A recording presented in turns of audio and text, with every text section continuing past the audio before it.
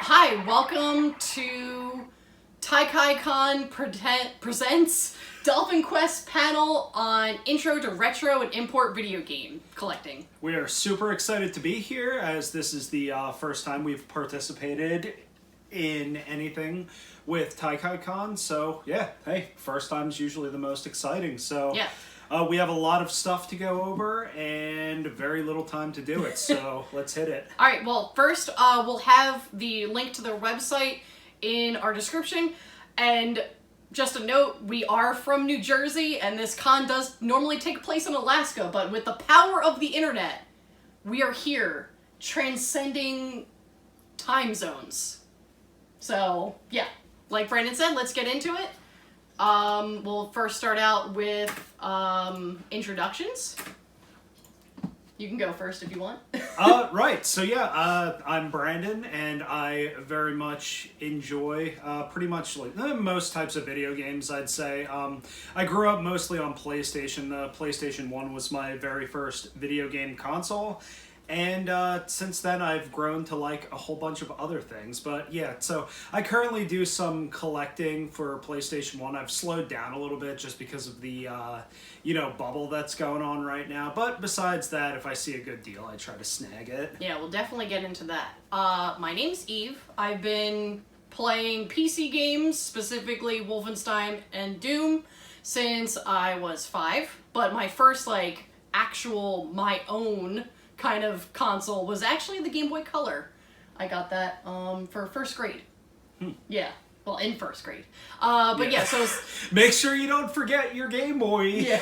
If it's your first day in first grade, what'll you do without it? Yep. So I've been mostly a Nintendo nerd my whole life, but then when I got my PS3, I started playing the backlog of PS1 and PS2 games that I missed out, and I know we see ads for them in gaming magazines. But yeah, so me and Brandon played a multitude of games. And we also play stuff from other, systems like Xbox and Sega things, and we'll get into that too. But yeah, so we kind of have a appreciation for all gaming sorts. Besides really early Atari. I don't really like that. So, with our YouTube channel, we are normally looking for GameCube games, which is kind of where the whole Dolphin Quest comes from. Since Dolphin was the code name for the Nintendo GameCube, we were on the quest to get all the North American GameCube games all the North American games for GameCube, and then after that we want to try and get all the PAL and Japanese games, and then after that, who knows, whatever else is out there we'll try and get. But doing that has shown us ways to maximize basically your collecting and your savings, because we have gotten a lot of great deals by just getting lots where you'll just get 1 or 2 new games, but then you'll have a whole bunch of other games that are great for trading. And we'll also explain how to get the regional games that might not be in your region, so like Japanese or PAL games, or if you are from another country, American games and stuff as well. And we'll talk about pawn stores, thrift shops, Facebook Marketplace, OfferUp, all those other sorts of apps, and as well as eBay, Amazon, and all those kinds of things. Just really any large online I wouldn't say retailer, because that would be more Walmart and stuff like that, but I guess anywhere where a reseller could kind of exist. So GameStop falls into that, Eve was saying eBay, Amazon, every now and then you'll find stuff, but and of course there's the smaller guys like Mercari and stuff like that as well that we will go over. Yeah, so I would say one of the biggest things you have to worry about, especially now in the current climate of collecting. Current year. You have to worry about people just trying to scam you or make money off of you. I gotta be honest, if you're looking to collect certain titles right now, you might want to wait. because a lot of Nintendo stuff and even PS1, PS2, people are just looking to make tons of profit on it because they're like, oh, well, you're stuck at home, so I could charge you whatever I want. a GameCube game that was $20 3 months ago is now going for like $90. And the value of the game is dependent on, you know, what you feel about the game. But overall, if that game went up by like 3 to 5 times the price, I don't know if it's really worth it. So what I would want to say is watch for the scalpers, watch for people trying to sell demo discs as full games. We've seen that posted on Mercari and Facebook Marketplace a lot. And then there's even people that'll try and scam you by selling repros, like reproduction games, as the full games. We've even seen that at conventions. So, you know, you gotta be careful about that. Yeah, whereas, like, reproduction games, like, I mean, that's all fine and good and everything, but the whole thing is that you can't sell it as if it is the real thing. Yeah, exactly. It has essentially no collector's value. Yeah, I mean, if you want to play on your original hardware, I can understand that, but if a person is selling that, they need to make sure that that is what they're presenting it as. Yeah, it's don't not... mix it in with your other games. Yeah, exactly. Like yeah, it's kind of one of those things where, just the ethics of buying and selling video games. You know, you don't think you would have to worry about that, I guess. The ethics of the Wild West, though. Yeah. But yeah, so you could also try and see if you can get deals by getting broken consoles, because sometimes it'll be listed as broken, but maybe they just couldn't figure out the cables to charge it. We've seen that a couple of times with, I mean, not just video games, but also like iPods and even like Switches, which are new. If you don't have the original Nintendo cable, if you let that Switch die and then try and plug in any Type-C cable, it will not charge, even if you leave it overnight. So, you know, you could always find deals that way too. Yeah, but at the same time, be careful with that, because there is always a possibility that it's been it's a bigger issue than what it seems. Yeah. Because, I mean, people can brick consoles, and if, you know, if your Nintendo Switch is bricked, good luck trying to, reflash the operating system. Yeah, so I mean, that's a newer thing that's not necessarily retro, but it's just one of those things where you may be able to fix something. Like, for instance, we had a Dreamcast that we tested it and we had it working and everything. We transported it to a convention we were selling at, and then when the guy got it home, he was saying, hey, there's something wrong with it, it's not working. Do you have any ideas? So then I just looked up the common issues with Dreamcast, and apparently while in transportation, I forget what the potentiometer. Yeah, the drive motor that spins the discs. Oh man, the cats are getting crazy. Okay, so the thing that spins the discs actually got messed up and it was spinning it way too fast. So I told him hey, if you have it open, all you have to do is just lower the speed. And then he said, yeah, that was it, and it worked. Mm-hmm. So you never know. You could get lucky with finding something like that in the wild where you're able to fix it because they had it listed for for parts, or it was broken. Yeah, and also another thing is modding with older systems is good too. So if you're getting a system just to mod it, don't be afraid to, kind of just go out and get an older system. Like, for instance, with the Dreamcast, once again, they have that issue with the discs spinning too quickly, but there's actually a mod for it that you essentially replace the laser assembly, and then you could use an SD card and just play, ROMs. But yeah, as long as you, of course, we have to put the disclaimer, if you're using ROMs, that insinuates you have a physical copy of the disc somewhere, and you're just trying to back it up in case your disc breaks. Which is not a, an impossible thing. Yeah. Discs get scratched, people, could steal your games if you let them borrow it, and they just never remember to bring it back to you. There you which go. has happened to you before. Plenty of times. Yeah. Yeah, so that's another thing. If you're trying to play certain regional games, there's always action replays, or what are the oh my god, cats. What's the disc loader? Yeah. That you got me so for that's GameCube. actually that is by action replay. So any type of sorry guys, they're our cats are of course they're doing this right now. They're literally just running back and forth. Yeah. You'll probably be able to hear their little, paws on the linoleum. Yeah, exactly. But anyway, oh, okay. And then you get to see one of them. Waffles, get down. Okay, Be nice right just there. Stay right there. Okay, anyway, so any type of software like that, so Action Replay, Game Shark, stuff like that, usually will let you do that. So, yeah, that's pretty much on that section. Yeah, so let's move on. Okay, all right. Well, also I wanted to talk about trading. So, it might be a little difficult if you find someone that has games that you want, but they're across the country or even in another country. But if you are able to go to like a local convention that has like a game swap, or even like on Facebook Marketplace or something like that, you always have to like kind of figure, do you want to trade for value or for rarity? So when I say that, if you guys are into Magic the Gathering, you'll know that sometimes people will try and be like, oh, well, I have 50, uncommons that are worth like one of your rares. Would you trade for that? I mean, it's up to you and the person that you're trading with. Do you think it's a good idea to trade down for value and you're just getting more things?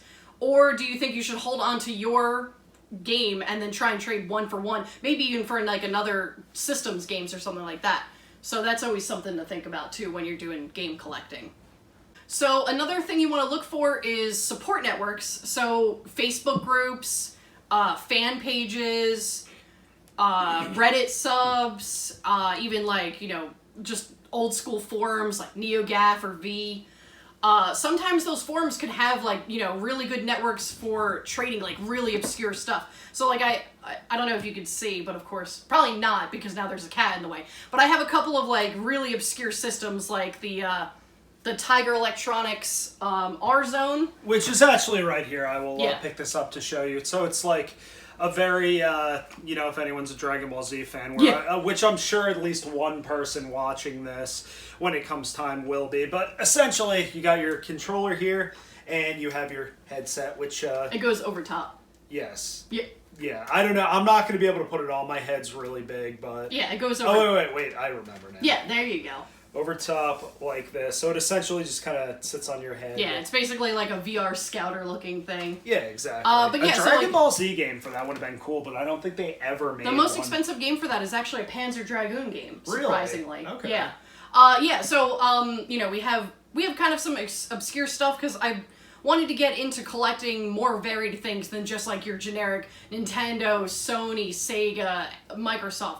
So, I got a Neo Geo Pocket Color, Wonder Swan Color, and normally we also have we've got like our 3DO out. We like bring all this kind of stuff just to show people that there's more than just like Nintendo stuff out there. There's some like really great games on some of these systems that you would never even know, if you've never seen it before. So we like to, show that stuff off. But what I was saying is like you could find groups like. Just recently, I joined a group for this very specific Sega machine, like arcade machine, that I've never even been in, but I've just seen pictures of it. Oh, the one from Spaceplex? Yeah, it was the Sega, it's like R360. Yeah, that racing game, right? No, it's like a space shooter game. Okay. But yeah, it's like this, just this giant, like orb. Basically. Yeah, like a metal orb, that's just crazy. And only like... I think they wanted to make 1,000 units, but they only ended up making like between 100 and 300, and most of them were destroyed. So it's like this whole big thing, but like it's just crazy that you can go and find this stuff online. One of the groups that I'm in is the Collectors of America groups for like PS1, Switch, GameCube. They have it for almost every single system. And then if you talk to the admin for like if you can't find whatever system you're thinking of, he'll probably be like, yeah, sure, go and make it and then just link it to us. And you could find some new friends on there and stuff too. Mm-hmm. Yeah, especially when you're if there's not a ton going on, like for instance, and this is Slug right here. Yeah. They look almost identical, but they are sisters. Yeah. Anyway, so especially if there's not much going on, like right now with the virus that shall not be named, and honestly, with depending on where you live in the United States as well, because I know that. Yeah, just lounge right there. That's cool. Yeah. Just attack the Game Boy Micro. It's all good. Yeah, we've never been to Alaska before, but we're not 100% sure about the scene or anything, which would be I would definitely love to. Make we wanted to visit Alaska for like a super long time. Yeah, so that is also kind of why we really wanted to help out and do some panels. I know we're kind of like jumping back and forth. Yeah. Because we know that there's some places where that's kind of the only way you can see this stuff is if you're able to check out panels at these cons. And, you know, that's why we like doing this stuff. You know, we love just talking about our, you know, our passions and... Yeah, and also just like... It's like one of our favorite things about cons. Yeah, panels. exactly. I mean, just also like giving as much information as possible too, because I mean, a lot of times you'll end up on internet forums and stuff like that, not always finding your answer, but you know, I mean, you gotta get information where you can, but... Moving on, another good way to kind of keep track of your stuff. That's kind of like a big thing with us. We have, and I'll like put it on the screen while this comes up. It's gonna be behind us like somewhere. I mean, you've probably seen it this whole time, so me saying this, you're gonna say, what are you talking about? It was there the whole time. But yeah, so there's a lot of new apps that people have made to keep track of stuff. You can even like scan like barcodes on things now. But yeah, so the one I use is GameEye. There's also Game Value Now and Retro Collect, and those are all iOS ones. And other things people in groups like to yell about. Yeah.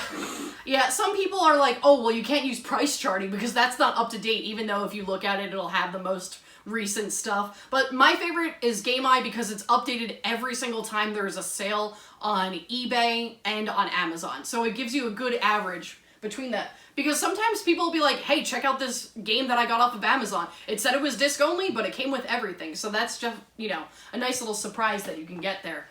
And then it'll probably be in the background right now, but we have a big Excel spreadsheet that tracks all of the GameCube titles that we currently own and ones that we're looking for. And I even have it color-coded to show if it's like disc only, missing a manual, missing the cover art, or if it's complete or sealed. Yeah, exactly. So, and also the good thing for that as well is, so you're not always going to be carrying your Excel documents around with you, but using Google Sheets is very nice because of the simple... now they're fighting. Because of the simple fact that you can actually, you know, it's access stored, it offline. Yeah, exactly. And every time you access it, it updates it for you. Yeah, so. Like, so back in the day when I was, like, really into comic collecting, I would, like, print out a sheet of, like, titles that I would look for. So then it's like, okay, well, I have to, like, look through this whole thing just to find, like, one title. But what's great about the Google Sheets is now you can just look at Google Drive on your phone, and you could, you know, find stuff really quick. Yeah, so that's definitely, it's time-consuming, but I think it's worth it. Time-consuming if you have a lot of titles. If you have, like, under 100 games, I would definitely still, like, just do it now. Just get it done now. If you are planning on collecting a lot of stuff... Do that now, and then instead of having to, you know, like, do everything all at once when you eventually get to, like, 600 games, then you just add over time. That's the best thing you could possibly do. Yeah. So then there's also looking at, like, databases to be able to figure out what games are included in the, like, list of complete games for XYZ system.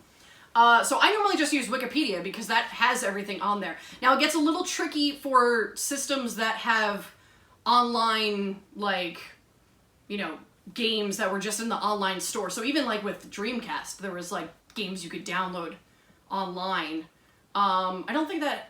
I don't know if PS2 was like that. PS2, you couldn't download them online, but you were able to play online by either you could play with, like, other people. Yeah, either a landline or a cable modem. Yeah, so, like, that... Mostly cable modem. Yeah, so that might make things a little bit difficult in the more recent systems, but you'll definitely know how many NES games, SNES games, Master System, Genesis, you'll know how much stuff was made for that. There are homebrew games that are even listed on there sometimes, too. So then, if you're interested in the import side of things for more recent systems, sometimes there's going to be differences between, like, the import version of the game and the localized version. So sometimes people will, like, try and get both copies, or they want, like, the original, even if it's in, like, Japanese. And then even some websites like PlayAsia will have exclusive titles that have an English release, but it'll only be in, like, Southeast Asia. So, you know, that's another thing to look for. And then also with, like, the newer stuff, there's, you know, special editions, collector's editions. Yeah, I think one of the cats wants to fetch. Oh, yeah, there she goes. Oh, 9 minutes, hyper mode. Yeah, okay. Yeah, and then, like, so nowadays there's even limited runs, strictly limited games, all those things. I'm not too much of a fan of those, only because they make physical copies of games that sometimes get a physical copy normally released in a wide release, so then they kind of put this, like, scarcity into game collecting, and I'm not really a fan of that. Yeah, and then when you, spend all that money to get it right when you want it, after that, they re-release stuff. So there's that. Yeah, they'll, like, re-release it with a different cover or something like that. So, that's kind of, like, up to your discretion when it comes to, like, newer titles. But, like, it's kind of hard to say if that's going to be really affecting game collecting in the future for, like, PS4 and Switch. Because there's already still so many titles coming out for that. Like, if you're a PS2 collector, you have to collect over 2,000 games if you want to be complete. But if you're collecting for GameCube, you have to collect 660-some. If you're collecting for just North American Nintendo 64, it's, like, 250 plus. Yes. So, like, it's all these kind of discrepancies where... Do you want to collect complete, or do you want to collect your complete, which means these are the games that I had when I was a kid, I want to get them all back, all that kind of stuff. Yeah, so far, like, besides, like, Croc, which I actually never really cared for all that much, that's, like, the last game I need from when I was a kid, but, I mean, like, then again, there's, like, Mega Man Legends 1 and 2, Oh, but... come on, don't do that on camera, Cat. Nope, that's illegal! Nope, let's go. Get off of here. We'll just throw a little censor mark up there. Yeah. For that. Oh, these cats are nuts. Yeah. Alright, so next we want to talk about displaying your games. So we look for media shelves, since they're normally meant for, like, CDs and movies. For, I would say, 90% of games, it displays them nicely. There's a couple of titles that might be, like, too tall. So, like, I think this Intellivision box... Yeah, it's, like, about the same as a Sega CD box, but that might not fit up there. But... Yeah, because then there's also, like, the PlayStation long boxes. Yeah, the PlayStation long boxes do which not is, like, fit. the size of a VHS case, but then there's PlayStation long boxes that are just like this, too. Yeah. So it's like, there's a lot of things to consider. Yeah, so... It's kind of like, I call it affordable versus accuracy. So accuracy meaning, can you display the whole collection of that system all in the same area without having to, like, oh yeah, this is like the long box, this is the jewel case, this is like the disc only, Yeah, keep in mind, I mean, the shelves, they're not that expensive, but you could probably expect to pay anywhere from $35 to $50 per shelf. Yeah. So just keep in mind, the more types of disc cases that you have, the more it is going to cost. That's why it's nice that the newer stuff here is generally speaking the same cases. size. Yeah. Yeah, so then another thing to consider is if it comes in a box, like, say, like this Clue for SNES. Do you want to just keep it in the box? Do you want to, like, disassemble the box and fold it up and store it somewhere so you can just put the cartridge, because the cartridge does have the, title on the label?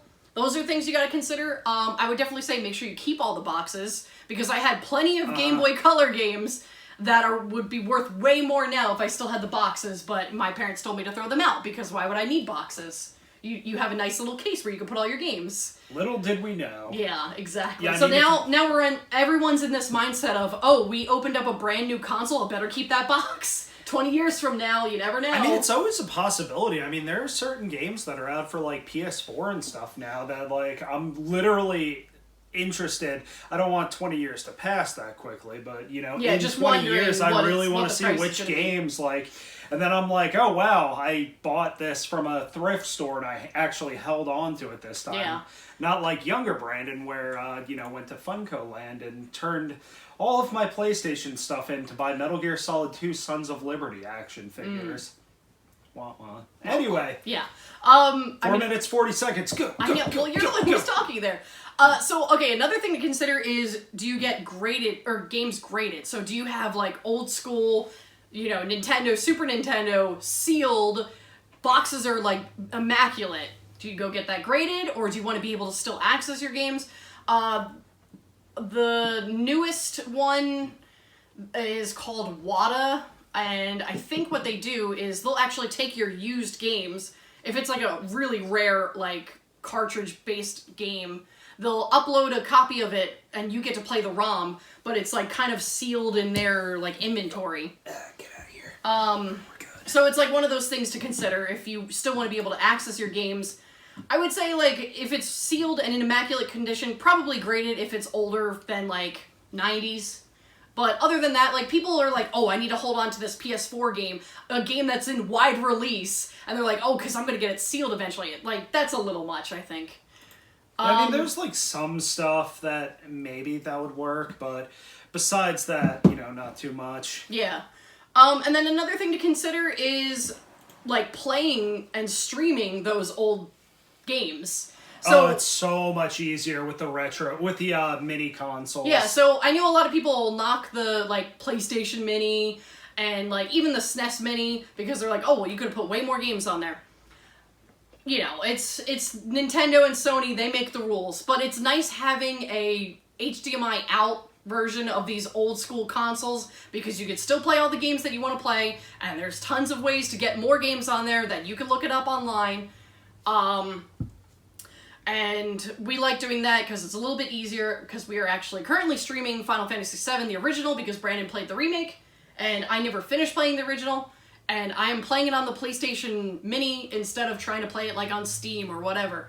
I think the experience is a little bit better because you are playing with a, you know, PlayStation controller. Yeah, exactly. And at this point, you're further in it than you've ever been. So, yeah, exactly. You know, plus you're using the original PlayStation controller, and it's the controller without the DualShock capability.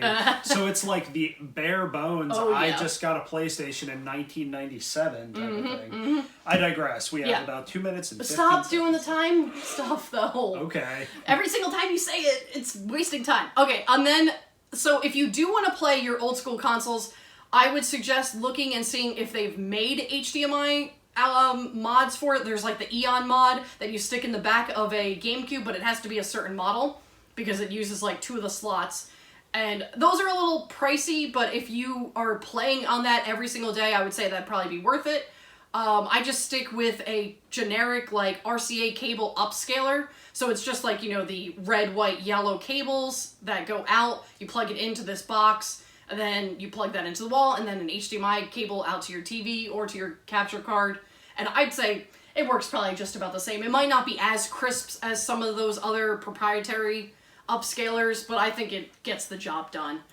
And then I think we kind of missed the whole point of, like, looking for stuff. So I wanted to, like, real quickly mention, you want to look for, when you're looking for retro stuff, if you can find, you know, pawn shops and thrift stores that have games like that. Nowadays, they've kind of gotten, like, wise to look stuff online, to look it up online, like, not Facebook, Goodwill has their own, like, online auction house. Now. Yeah, so, like, they kind of gotten an idea for it. They've smartened up, so... Yeah, but you might be able to find, like, you know, like I was saying, you might be able to find lots on Facebook Marketplace where it might be a kind of an expensive initial investment, but then if you look at the per price game, it might be worth it. And then also check out Cheap Ass Gamer. They always put, you know, the alerts out when newer stuff is on sale. So, like, I've gotten, like, Rage 2 just recently for $10. And we got Borderlands from Borderlands 3 from Best Buy for $13, and I had a $10 coupon, so that's $3. And then for import, I mean, you know, we picked up a couple of titles that were considered junk titles in Japan. We're getting Final Fantasy 7, 8, all sorts of games for 100 yen, so that's like $1 over there. Because those games were so popular, they have so many copies of it that these beloved games are literally considered junk because literally everybody had it over there. Yeah, I mean, sometimes you just have to go to the source, and honestly... I know that's not, like, you know, applicable for everybody, but if you're able to do that... I mean, hey, like, the way I look at it, a lot of people canceled travel plans, and there is, you know, like, Japan is going to be looking to, you know, help people come over, so yeah. It might be time to strike while the iron's hot. Yeah, so normally we also do a panel about, you know, traveling over to Japan. We didn't do that this time around, but if you guys want to check out our YouTube channel, we have a video on that. Well, this is on YouTube. Check out that video about your first time to Japan. because we even talk about, picking up games there. There are proxy services too. I use Joust, and I'll put a link for that. Plenty of other ones too, but basically they will proxy bid for you on like Yahoo Auctions, which is like basically their version of eBay, even though, Japan does have access to eBay. And you can find stuff internationally on our version of eBay too if you like filter it out. But yeah, they'll bid for you, and you could get some really great like big game lots, because they'll say something is junk because it's missing the outer box and the discs are like immaculate. So that's always something to look for too. But I think other than that, so I'm gonna just like skip past the slides. I think that's everything. If you guys have any questions, feel free to like message us on our Facebook or leave comments below. Yeah, so thank you for watching, and we thank TaiKai Khan for giving us the opportunity to talk to you guys. Yeah, exactly. And hopefully we'll get to do this again, honestly. Yeah, it'd be cool if we could do this in person. Yeah, and besides that, we're also doing another panel if you guys want to check that out. It's about mass hysteria and other psychological factors in anime and other popular media. Yep. So yeah. So check out that video too, and thanks for watching. Yep, see you guys later. Bye.